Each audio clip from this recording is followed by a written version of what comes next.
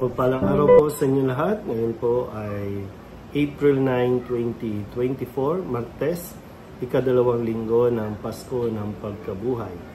Ang ating pong unang pagbasa at pagninilay sa araw na ito ay hinango sa mga gawa ng mga apostol, chapter 4, verses 23 to 27. Nagkaisa ang damdamit isipan ng lahat ng sumasampalataya at di itinuring ni numan na sarili niya ang kanyang mga ari-arian, kundi para sa lahat. Ang mga apostol ay patuloy na gumagawa ng kababalaghan at nagpapatotoo sa muling pagkabuhay ng Panginoong Hesus. At ibinuhos ng Diyos ang kanyang pagpapala sa kanilang lahat. Walang nagdarahop sa kanila, sapagkat ipinagbibili nila ang kanilang lupa o bahay, at ang pinagbilhan ay binibigay sa mga apostol. Ipinamamahagi naman ito ayon sa pangangailangan ng bawat isa. Gayon ang ginawa ni Jose, isang Levitang taga-Chipre, kaya't Bernabe ang itinaguri sa kanya ng mga apostol. Ibig sabihin, matulungin. Ipinagbili niya ang kanyang bukid at ibinigay sa mga apostol ang pinagbilhan. Ang salita ng Diyos. Muli po, isang mapagpalang araw sa inyo pong lahat. Ngayon po ay April 9 at sa ating pong bansa ay araw ng kagitingan. Saan ay ating ginugunita din ang mga kagitingang ipinamalas ng mga nauna pa sa atin. At isang ehemplo at talagang ideal na matututunan natin sa ating unang pagbasa ngayong araw na ito, ang kagitingang ipinamalas sa mga unang Kristiyano. At sa paanong pamamaraan, sabi po dito, walang naghihirap sa kanila dahil ang lahat ay nagbibigay ayon sa kanilang kakayanan at ibinabahagi at tumatanggap sila ayon sa kanilang pangangailangan. Naalala niyo po ba ito? Na nung panahon po ng kasagsagan ng COVID, marami po yung mga nagbayanihan, kaya marami po ang naligtas, marami ang hindi nagutom, dahil marami po ang nagmalasakit.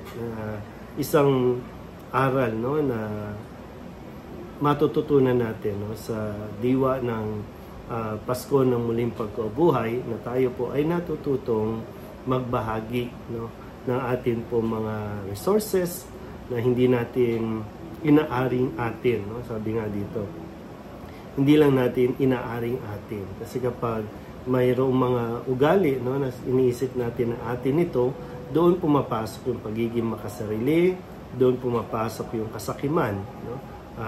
Minsan, sa panahon natin, talagang masasabi natin, bakit maraming naghihirap? Kasi marami ang nagiging madamot, marami ang ayaw magbahagi, marami yung tao na mayroon na higit pa sa pangangailangan nila at kukunin pa kung ano yung meron ng may kakarampot na lang. Kaya ito yung nangyayari. Pero sana sa ating lahat po na nakikiisa sa pagdiriwang ng Pasko ng muling pagkabuhay, mapukaw nawa yung ating mga damdamin sa atin pong pagbibigay tulong, pagbabahagi para sa pangangailangan ng iba.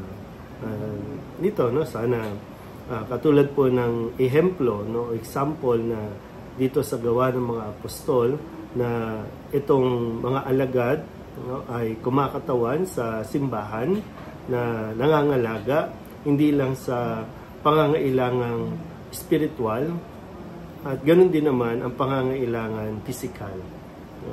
Kaya nga po ito yung tinitingnan natin. Ang simbahan ay hindi lang kumbaga yung gawain ay holistic, hindi lang basta spiritual, hindi lang basta salita ng Diyos, kundi tinutugunan din nito ang pangangailangan pisikal, pangangailangan na kumain ng mga tao, pangangailangan ng mga bagay-bagay na dapat manatiling tapat din ang simbahan sa ganitong bukasyon, sa ganitong gawain. Siyempre, magagawa din ng simbahan yan sa tulong ng mga tao na generous, sa tulong ng mga taong hindi tinitipid yung pagbibigay sa simbahan, no, sa inyo po, no, na mga nakikinig nito.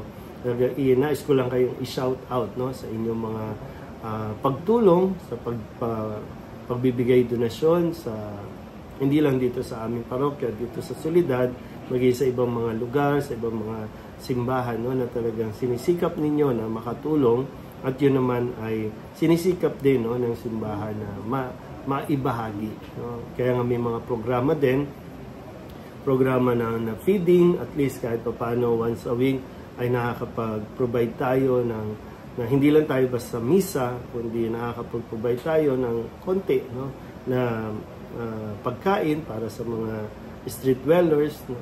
Nakakapagbigay din tayo, no, ng tulong, at ngayon sinisikap natin na makatulong tayo sa mga estudyante na gustong makapag-aral, no, dito sa ating parokya. At lahat yan ay nagagawa natin at nagagampanan natin dahil din naman sa mga katulad ninyo, no, sa inyong generosity. At sabi nga dito ay lalong pinagpapala ng Diyos, no, itong mga taong ito dahil sa kanila pong nagiging habit, no, ng pagbibigay na sana po, no, mas matutunan natin yun. Kaya iwasan natin na maging makasarili, iwasan natin na isipin natin kung ano ang matatanggap natin, kundi isipin natin mabuti kung ano ang po pwede nating maibigay. Muli po, isang mapagpalang araw sa inyo pong lahat.